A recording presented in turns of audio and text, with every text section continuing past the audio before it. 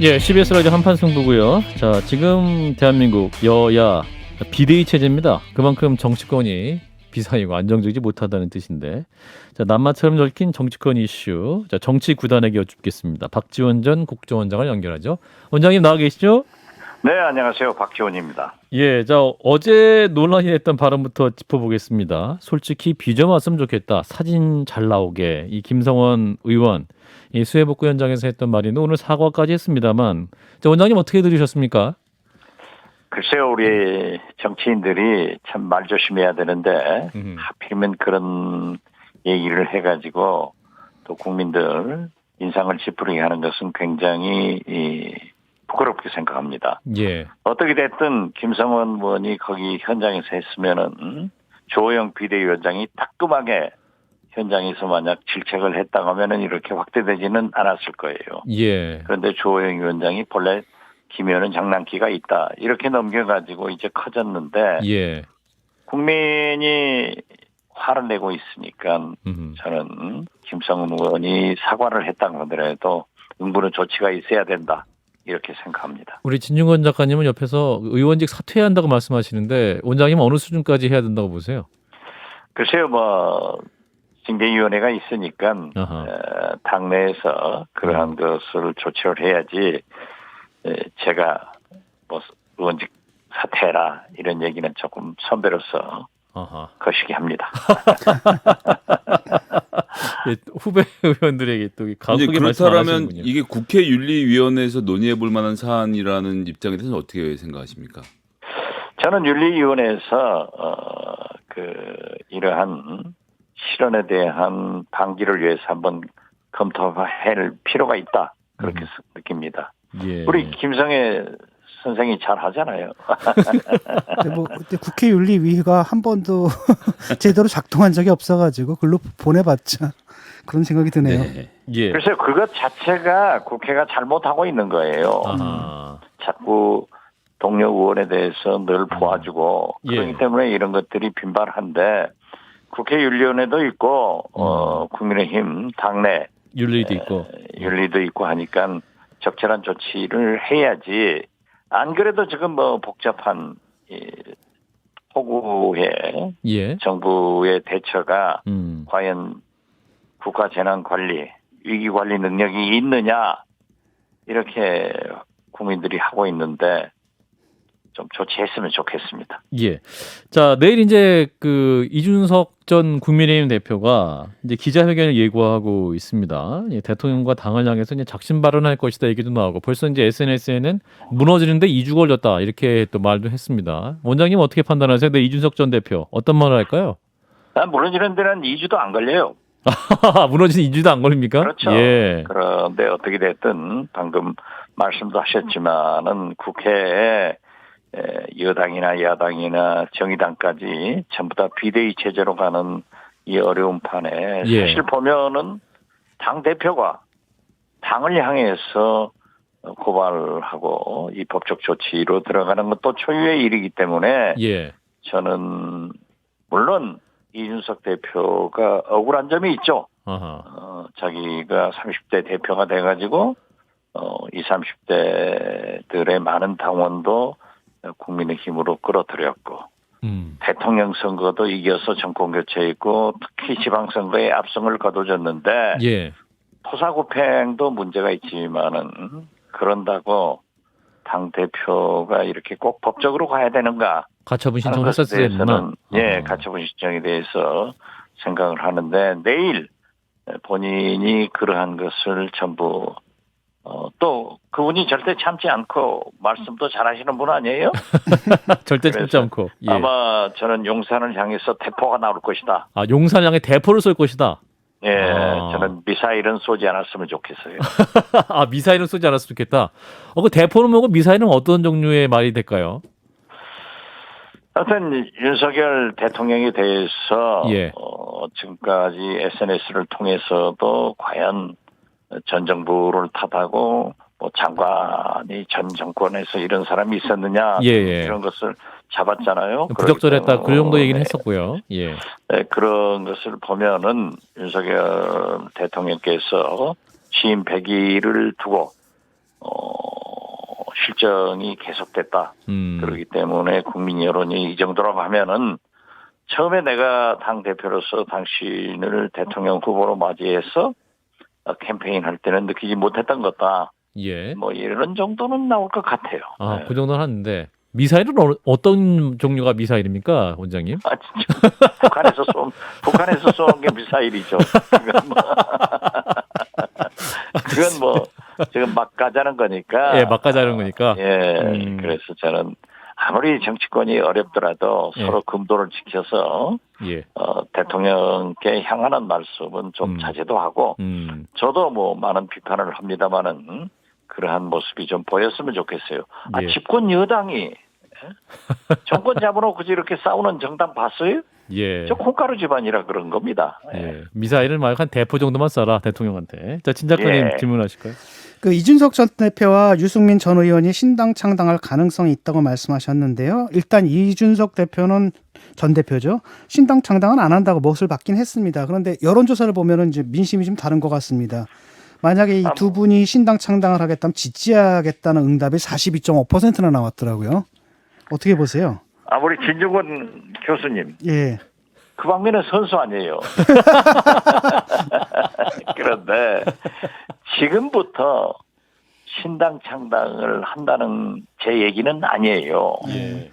그분이 만약 당대표에 출마를 한다고 하더라도 제일 지지도가 높았잖아요. 그렇죠. 그리고 지금 현재의 여론조사를 보더라도 차기 국민의힘 당대표로 유승민, 이준석 순위 아니에요. 그렇습니다. 그 두 분 것을 합쳐놓으면 거의 과반수가 되더라고요. 예. 그렇기 때문에 저는 이번에 이준석 대표는 출마하지 못하도록 주호영 비대위원장이 전당대 일정을 잘 잡으리라고 봐요. 아하. 저는 어떻게 됐든 이준석 대표는 이번 전당대에 출마를 하지 못할 정도로 일정을 잡을 것이다. 주호영 이렇게 비대위가 예측을 하는데 예.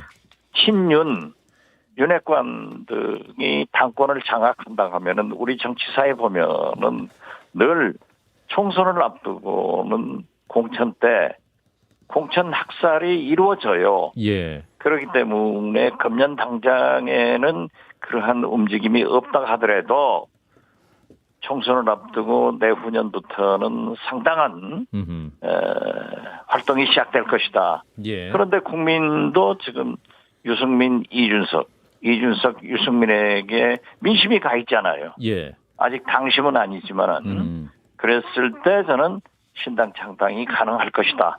또 그쪽으로 방향을 움직일 것이다. 그렇게 봅니다. 원장님, 그 상황에서 오세훈 시장은 어떤 판단을 해야 합니까? 제가 늘 얘기를 했는데요. 예. 오세훈 시장은 여권에서 가장 강력한 대통령 후보로 뽑히고 있습니다. 이번 여론조사도 보면은 이재명 압도적이고 그 다음이 오세훈, 이제 한동훈 이렇게 예. 간발의 차이로 이어지던데요. 어떤 여론조사를 보면은 한동훈 법무장관이 더 앞서요. 오세훈 시장보다. 예. 오세훈 시장보다도. 예. 그랬을 때 윤석열 대통령의 황태자로 한동훈 장관이 선다면은 오세훈 시장도 상당한 고민에 빠질 것이다.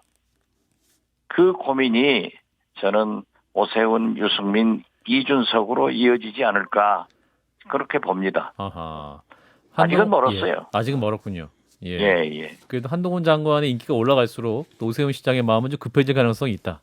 당연히 그렇죠. 지금 보시면은 참 정치권이란 게 재밌는 게 홍준표 대구시장이 늘 대구에 계시면서도 중앙정치에 대해서 SNS 정치를 잘 하잖아요. 경남지사 하실 때도 그랬습니다. 예. 그렇죠. 그러니까 정치의 중심이 있는데 예. 오세훈 시장은 그러한 일을 안 하더라고요. 예. 그러니까 홍준표 시장의 지지도가 더 올라가더라고요. 예. 그러니까 지금 오세훈 시장도 또 들썩들썩하면서 한마디씩 하는 것 아니에요. 예. 정치권이라는 것은 이렇게 서로 경쟁하면서 국민 속에서 평가를 받기 때문에 나쁘다고 생각하지 않습니다. 예.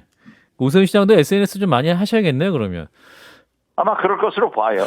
원장님 그러면 거기에 지금 말씀하신 오세훈, 유승민, 이준석 이렇게 세 정치인의 풀에 홍준표 시장님이 슬쩍 손을 잡는 것도 가능합니까? 저는 홍준표 시장은 아니라고 봐요. 아니군요. 나도. 그 서운하시겠네요. 홍준표 시장 입장에서. 우리 저 진중권, 김성애 두 선생이 정치 10단들이 말이죠. 두 분 앞에서 이렇게 10단입니까? 자꾸 질문을 하니까 예. 제가 떨려요. 네, 5급에 불과해서 열심히 복귀를 보고 있습니다. 자, 원장님, 아까 이제 한동훈 네. 장관 말씀하셔서 이제 좀 계속 질문을 드릴 텐데, 이제 한동훈 장관이 어제 이제 그 시행령 발표했습니다. 시행령 개정을 통해서 검찰의 직접 수사권을 이제 직접 확대하는 내용을 발표를 했는데, 이것을 두고 이제 사실상 민주당이 발의한 검수완박법, 검찰청법 개정안을 무력화한 것이 아니냐 이런 해석도 나오고 있습니다. 원장님은 어떻게 판단하고 계세요? 그 보수 신문이고 비교적 윤석열 정부의 호의적인 동아일보마저도 오늘 아침 사설 제목이 예. 법으로 줄인 검찰 수사권을 시행령으로 뒤집으려고 하는 것은 온당치 않다. 이렇게 평가를 했더라고요. 예. 저는 한동훈 장관이 참 예. 잘한다 그렇게 봤어요. 그러니까 제가 국정원장 할 때 인혁당 문제를 해결하려고 노력하다가 굉장히 어려웠었는데 예. 이걸 딱 해결하더라고요. 예. 그리고 또 최근에는 문재인 정부에서도 잘한 일은 자기들은 한다. 라고 하더니 엊그제 여수 4.3 사태, 제주 4.3 사태를 지금까지 군사법원에서 판결 난 것만 전부 해결을 했는데 민간법원 법원 판결까지 해결한다. 야, 이 양반이 상당히 그 보수인데 진보 정책을 계속 갖다 쓰는구나. 예. 라고 해서 좀 별다른 점이 있다.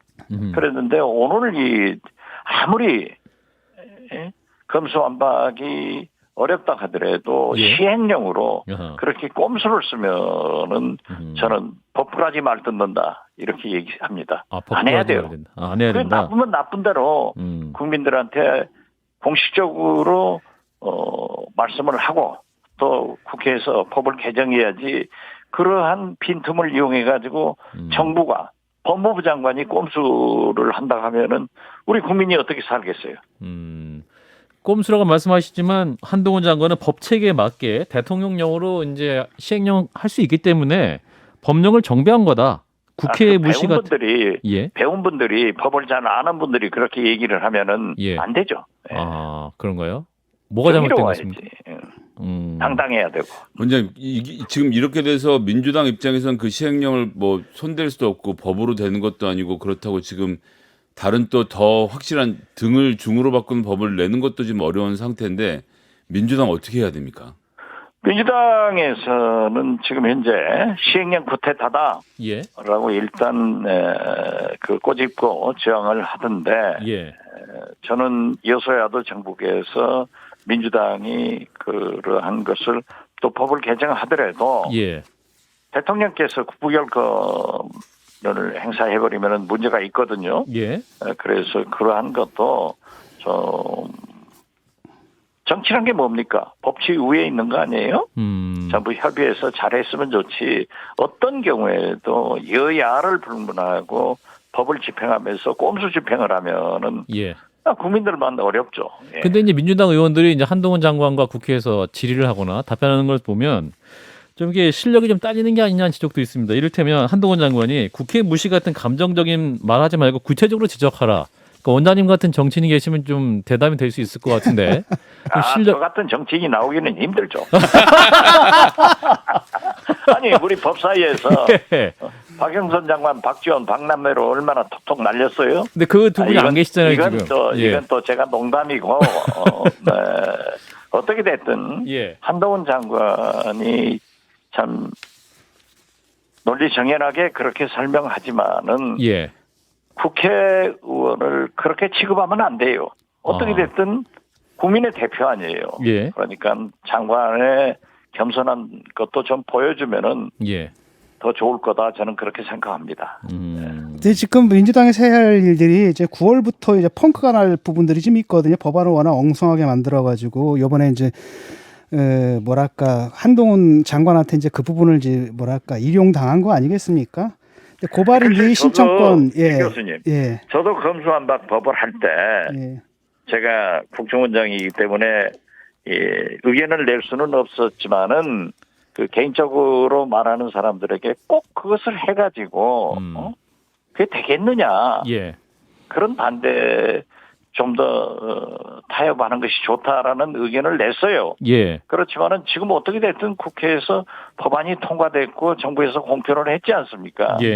그걸 어떤 그 법조인들이 특히 법무부 장관이 거기를 활용해서 시행령으로 모든 것을 대통령령으로 한다고 하는 것은 법 취지에도 어긋나는 일이에요.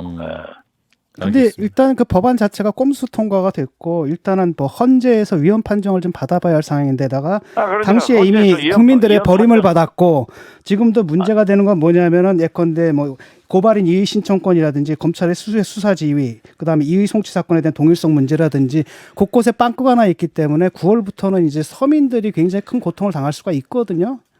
글쎄요, 그러니까 그러한 문제점이 있는 것을 국민들에게 잘 설득을 시키고 지금 헌재 판결을 빨리 받아보는 것도 중요하지. 함께 그쪽이 꼼수로 그랬다고 해서 정부도 꼼수로 나가면은 국민이 어떻게 돼요?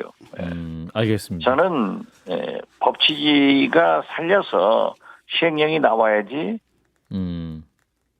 법 취지를 빠져나가서 꼼수로 시행령이 나오는 것은 옳지 않다 그렇게 봅니다. 다음 주 이제 17일이면 윤석열 대통령 취임 100일이 되죠. 그래서 원장님께서는 전체적으로 지금까지 대통령의 지금까지 국정운영 어떻게 평가하실까? 몇 점을 주실 수 있을까요? 아니 이재호 국민의힘 상임고문은 20점. 20점 줬고 이상민 민주당 의원은 발악이고, 18점을 주셨습니다. 18. 발악이고 퇴진감이다라고 했는데 어떻게 됐든 대통령이 그렇게 헌정이 중단되는 일은 있어서는 안 되기 때문에 저는 좀 제가 처음에 저는 윤석열 대통령이 첫째 인사를 잘해야 된다.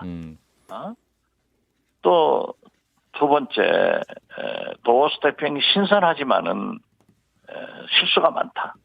그리고 대통령의 언어, 대통령의 말씀은 검토되고 정제돼야 된다. 세 번째 영부인을 부속실을 만들든지 어떠한 기구를 통해서라도 공적 관리가 돼야 된다. 그리고 마지막으로 가장 중요한 네 번째 사정이 필요하면 해라. 그렇지만은 간단하고 신속하게 하고 지금 국제적으로도 문제가 되는 우리 국민들이 또 가장 고통을 겪고 있는 경제 물가 문제에 집중해야 된다. YS가 김영삼 대통령이 사정을 해서 국민들로부터 많은 박수를 받고 90% 이상 지지를 받았지만은 하고 나니까 경제가 펑크 나서 IMF 외환위기가 왔지 않냐.